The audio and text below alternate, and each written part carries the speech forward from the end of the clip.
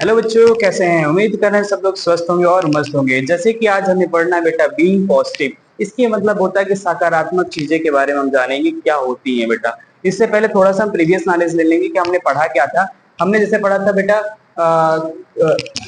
हमने पढ़ा था सेल्फ कॉन्फिडेंस पढ़ा था। और सेल्फ कॉन्फिडेंस में हमने क्या क्या चीजें पढ़ ली थी। हमने पढ़े थे what is a self confidence, factor affecting self confidence. उससे पहले पढ़ा था how to build self confidence. फिर उसके बाद हमने पढ़ा था फैक्टर दैट डिक्रीज कॉन्फिडेंस। ठीक है। फिर उसके बाद अब हमारे पास जो आ गया चैप्टर 4 जिसे कहते हैं बीइंग पॉजिटिव, यानी सकारात्मक चीजों के बारे में हम जानेंगे कि चीजें होती क्या है और कैसे इसको हमें अपने जीवन में उतारना है। तो चलिए स्टार्ट करते हैं एक नए जोश के साथ। जैसे कि सबसे पहले आता है what is the positive thinking, यानी सकारात्मक सोच क्या होता है, सकारात्मक सोच क्या ही है, इसके बारे में बहुत अच्छे समझने की कोशिश करते हैं। लिखा है बेटा कि seeing the good side of situation. जैसे कि बेटा हमेशा सकारात्मक सोच के साथ रहना चाहिए। कभी भी आपको पॉजिटिव ही सोचना चाहिए। जो आप सोचते हो वही आपके साथ घटनाएं भी घटती हैं। इसलिए अपनी जो चीजें होती हैं, जो आप देख पा रहे हो, वो सकारात्मक सोच के साथ देखिए। स्टेइंग होपफुल, आप आशावादी रहिए, आप निराश मत होइए किसी भी चीज के लिए। जैसे कि हम कभी कभी क्या सोच लेते हैं कि हमसे तो नहीं होगा, अब हम ये कर ही नहीं पाएंगे।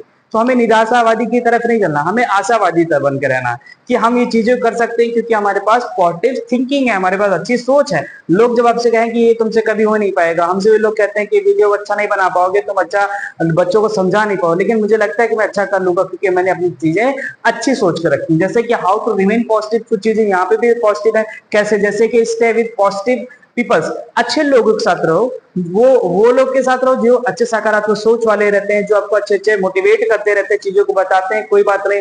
जब ऐसे लोगों के साथ रहेंगे तो हमारी सकारात्मक सोच भी हो जाती है। लोग कहते हैं संगत का असर पड़ता है, ये मैं भी मानता हूँ, संगत का असर पड़ता है। इसलिए बेटा जब भी कहीं पे रहिए आप सकारात्मक लोगों के साथ रहिए, जो अच्छी चीजें बताएं, अच्छी चीजों के लिए आपको प्रिपेयर करें कि हाँ ये चीज चल लो। जैसे कि मान लीजिए क्लास में हो तो हर जगह पे बेटा अच्छे बच्चे और थोड़ा से शरारती बच्चे होते हैं। तो जो अच्छे बच्चे हैं अगर आप उनके साथ रहेंगे तो चीजें आपके साथ अच्छी होंगी, आप सीखोगे, आप पढ़ना जानोगे, आप लोगों को समझना जानोगे, आप चीजों को फाइंड आउट करना जानोगे। लेकिन अब उसी चीज शरारत बच्चों के साथ होगे तो क्या होगा, आपको हमेशा शरारत सूझी रहेगी, कुछ ना कुछ उल्टा सीधा करते रहोगे, पढ़ाई में ध्यान नहीं लगेगा। तो यहाँ पर भी सबसे बड़ी चीज है कि लोगों के साथ कैसा आपका बिहेवियर है, कैसा आपका व्यवहार, ये भी डिपेंड करता है बेटा किस पे, हमारा stay with positive people with practice graduated. यानी प्रैक्टिस का मतलब आप जो चीजें कर रहे हैं उस पर आप लगातार कार्य को करते रहिए। ऐसा नहीं कि कोई चीज आप कर रहे हो छोड़ दो, नहीं, आपने मन में आया कि हम ठीक है 6 बजे रोज पढ़ेंगे, 6 बजे से लेकर 9 बजे तक पढ़ेंगे, आप उस पर क्या प्रैक्टिस ही नहीं कर रहे हो। अब आज करो, आज नींद आ रही है आज नहीं करेंगे, कल आज भूख लग गई खाना खाने, मतलब आप वहां पे ये मत सोचिए कि हमें अब आज नहीं कल करना है, हमें प्रैक्टिस करना ही है तो करना ही है। फिर फोकस ऑन द सोल्यूशन, कि यानी कि किसी भी चीज की समस्या हो तो उस प्रॉब्लम को हमें क्या करना, उसके सॉल्यूशन को जानना चाहिए, उसके सॉल्यूशन को हमें क्या करना है, सोचना चाहिए, उस पर फोकस करना चाहिए। हमारी प्रॉब्लम्स क्या है, जैसे मेरी प्रॉब्लम क्या है बेटा कि हम अभी क्या कर रहे हैं, हमारे पास थोड़ा लाइटिंग का इशू है, हम लाइटिंग नहीं कर पाए जिससे हमारी चीजें बहुत अच्छे से नीट एंड क्लियर नहीं आ रही। तो हमारे पास यहाँ पे प्रॉब्लम है, इस प्रॉब्लम में हमने फोकस कर लिया कि हमें लाइट की जरूरत है, तो हमारे पास सोल्यूशन है, लेकिन हम सोल्यूशन का सही इस्तेमाल नहीं कर पा रहे हैं इन द केस किसी कारणवश से। उसी तरीके से आप जब क्लास में पढ़ाई करते हो तो देखो उसमें जो भी प्रॉब्लम आ रही है कि आपको चीजें याद नहीं हो रही है, चीजें समझ में नहीं आ रही, मैथ्स नहीं आ रहा है, आईटी नहीं आ रहा है, जो चीज आपको नहीं आ रही उसकी समस्या का निवारण भी आपके पास है, आप कर सकते हो। जैसे कि आईटी आपको नहीं आ रही है तो मैंने कहा कि जो चीज मैं पढ़ा रहा हूँ बेटा देखो, मेरी चीज वीडियो को देखो और समझो, जब चीजें समझ में ना आए तो फिर मुझे बताओ, मैं और अच्छे डिटेल में आपको समझाने की कोशिश करूंगा। तो सोल्यूशन तो आप ही के पास है ना, जब आप आएंगे पढ़ने तभी तो आपको सोल्यूशन मिलेगा। अब ऐसा तो है नहीं कि बेटा कि तथास्तु बोल देंगे और सारी चीजें आपको आ जाएंगी ना, ऐसा पॉसिबिलिटी भी नहीं है। तो इसके लिए आपको करना पड़ेगा, सोल्यूशन पे फोकस करना पड़ेगा। अवॉइड नेगेटिव थॉट्स, अब सबसे बड़ी चीज है कि जो हमारे पास थॉट्स आए नेगेटिव, उनको अवॉइड करना चालो। अवॉइड का मतलब होता है कि यहाँ पे हम उस चीज को छोड़ दें, जाने दो, बेकार है वो चीजें। जैसे कि मैंने अभी एग्जांपल के तौर पे बहुत सारी चीजें बताई, फिर से एक एग्जांपल देते हैं। जैसे आपसे किसी ने कहा कि आप दो चैप्टर लर्न नहीं कर सकते, आप 2 चैप्टर नहीं लर्न कर सकते, तो आपके मन में आया कि यार सही बात कर रहा है, 2 चैप्टर हमसे लर्न नहीं होगा। तो यहाँ पे क्या हो गया, आपके पास जो थॉट्स आ रहे हैं वो क्या नेगेटिव थॉट्स आ रहे हैं, आप उसको अवॉइड करिए। नहीं, आप कर सकते हो, ये सोचो, आप कर सकते हैं, ये सोचोगे तो आप पॉजिटिव चीजें होती चली जाएंगी। इसीलिए हमेशा बोला भी गया है बी पॉजिटिव, ये एक वर्ड है, तो बी पॉजिटिव बोला गया। तो आपको सकारात्मक सोच बना के रखनी होगी। अगर आप सकारात्मक सोच बना के रखेंगे तो चीजें आपको अच्छी मिलती चलेंगी। उम्मीद करते हैं कि ये पूरा जो आपका हमारे पास ये आपका ये वाला हमारा प्रोफार्मा है, ये आपको समझ में आया होगा कि मैंने आपको पढ़ाना क्या चाहा है और चीजें आपको मिलेगी। आगे बढ़ेंगे बेटा तो हमारे पास आएगा सबसे जो इम्पोर्टेंट आपके लिए है नेगेटिव थिंकिंग। जैसे कि बहुत सारे ऐसे बच्चे जो नेगेटिव थिंकिंग से बहुत ज्यादा परेशान रहते हैं, अलग अलग से विचार आते रहते हैं, लोग सोचने में मजबूर होते हैं। बच्चे ही नहीं बेटा, ये हम तो कहते हैं, ये जो भी वीडियो देख रहा हूँ बड़े के लिए भी बता रहा हूँ कि हम लोग के पास जो नेगेटिव थॉट्स होते हैं बहुत जगह बहुत बेकार चीजें हो जाती है। हमेशा नेगेटिव एनर्जी और मतलब एनर्जी को नेगेटिव थॉट्स ही और भी खा लेता है, और अब क्या हो परेशान हो जाते हैं। जिसके मन में नेगेटिव थॉट्स आ गए वो कभी जीवन में सफलता नहीं पा पाता। जैसे सबसे पहले होता है डाउटिंग योरसेल्फ। डाउटिंग योरसेल्फ का मतलब होता है कि खुद पर तो आप विश्वास करो यार, खुद पर विश्वास करो, क्योंकि हर चीज पर अगर आपको डाउट रहेगा तो आप कैसे हर चीज करोगे। जैसे कि मुझे लगा कि मैं ये नहीं कर सकता हूँ, तो मुझे खुद पे डाउट हो गया कि यार मैं नहीं कर पाऊंगा, मुझसे वहां नहीं जाया जाएगा, मैं चीजों को नहीं हासिल कर पाऊंगा, मैं ये परीक्षा में नहीं बैठ पाऊंगा, मेरा ये इंटरव्यू नहीं निकलेगा। ये खुद पे डाउट है ना यार। इस डाउट को पहले खुद से क्लियर करेंगे कि नहीं हम कर सकते हैं, हमारी चीजें हमको पता है कैसे करना है, हमने टाइम टेबल बना के रखा है, हम पढ़ लेंगे हमारा हो जाएगा। तो पहले आप अपनी चीजें जो आप देख रहे हो ना वो यहाँ से दिमाग से और पूरे मन को शांत करके सोचो कि आपको डाउट नहीं करना है। किस पे?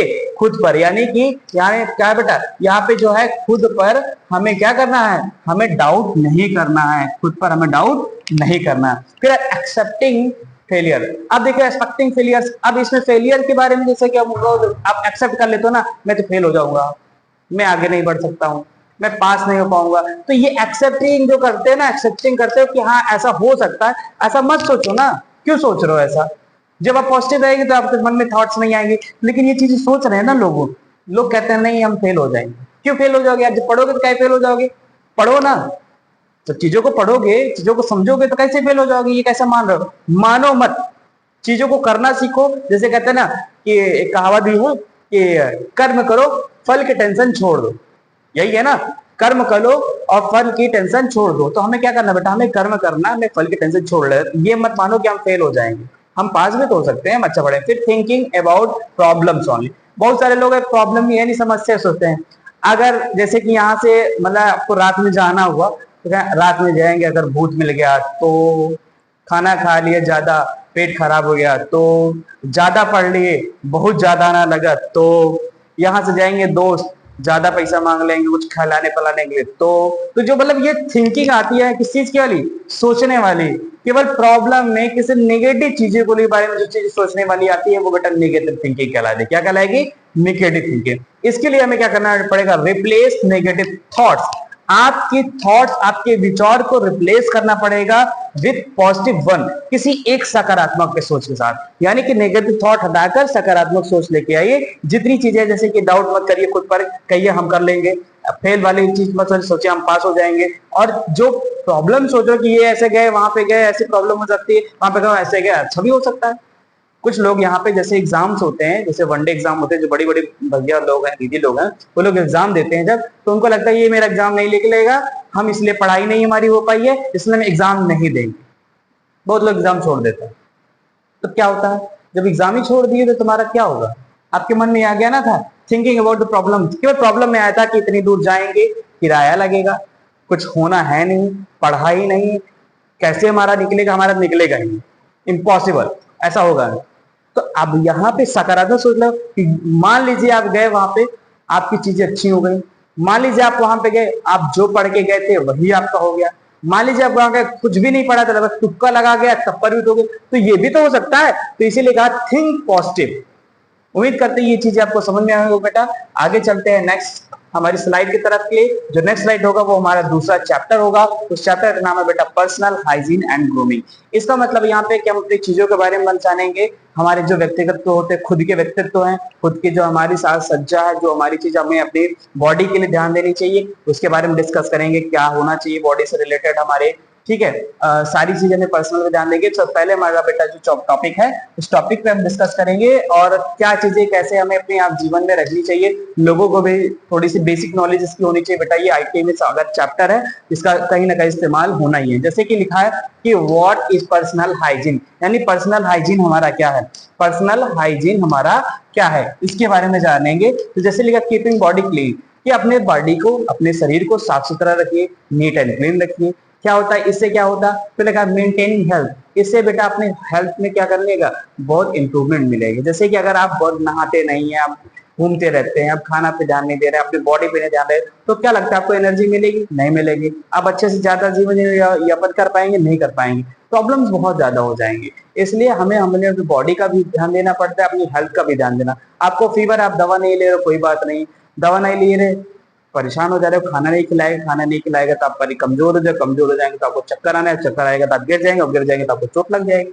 तो समस्याएं तो इसमें भी तो है ना। इसलिए अपनी बॉडी पर, अपने शरीर पर जो खुद का है, इस पर ध्यान देने की बहुत ज्यादा जरूरत रहती है। तो यही हम ग्रूमिंग हाइजीन में सीखेंगे। जैसे कि types of the personal hygiene, क्या क्या पर्सनल हाइजीन में आता है। सबसे पहले जैसे बेटा बाथिंग डेली, आपको सुबह सुबह शाम दोपहर जब भी आपको मौका मिलता है, एज योर विश, ऐसा कह देंगे एज योर विश, तो कह देंगे रवि सर बता रहे थे चाहे जब नहाओ, नहीं, आप कोशिश करिए मॉर्निंग जब सो के उठिए उसके बाद जो है आप नहा लीजिए। इससे क्या होता है, आपका माइंड एकदम क्या रहता है, फ्रेश रहता है। और डेली नहाइए।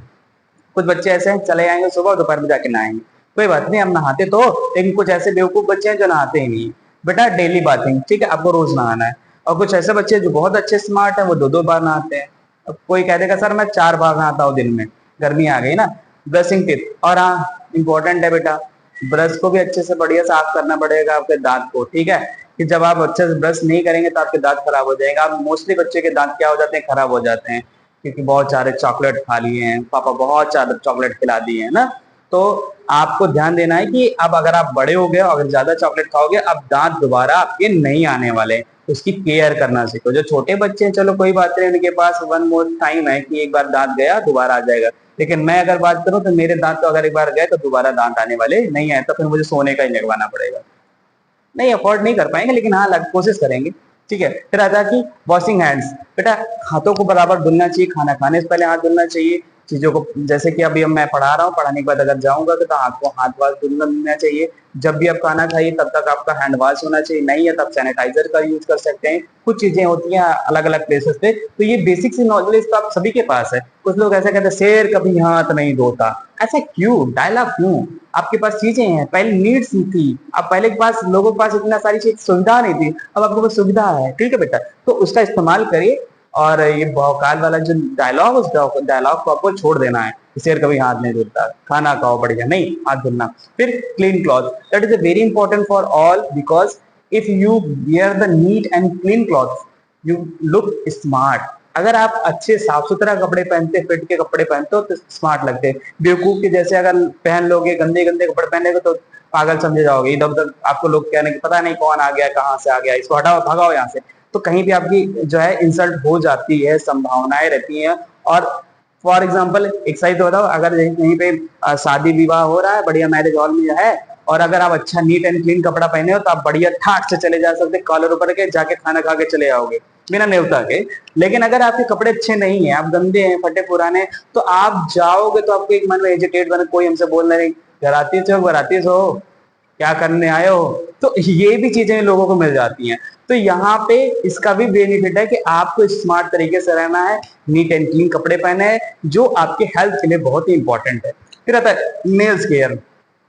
अब तो लड़कियां समझ गई होंगी कि सर इतने बड़े बड़े बॉल ना, इतने बड़े बड़े नेल्स रहते हैं इन लोग की, तो इस नेल्स का भी बड़ा ध्यान रहे बेटा। जैसे छोटे देखिए हमारे छोटे हैं, हम हमेशा काट देते हैं, 2-3 दिन में एक बार हम कोशिश करते हैं काट दें, क्योंकि नेल्स जब हमारे बड़े रहते हैं तो ये हमको दिखते नहीं है, यहाँ पे बैक्टीरिया हमें दिखते नहीं, यहाँ पे जो प्रॉब्लम्स हमें दिखती नहीं है। लेकिन जब हम खाना खाते हैं, कुछ खाते हैं, तो ये इसी हाथ, इस नेल्स के द्वारा हमारे और खाने के साथ हमारे पर कहाँ चला जाता है, पेट में चला जाता है। और जब पेट में जाता है तो there are lot of diseases, वहां पे बहुत सारी बीमारियां हैं जो आपको बना देती है। तो इसे हमें हाथों के जो नेल्स होते कट होने चाहिए।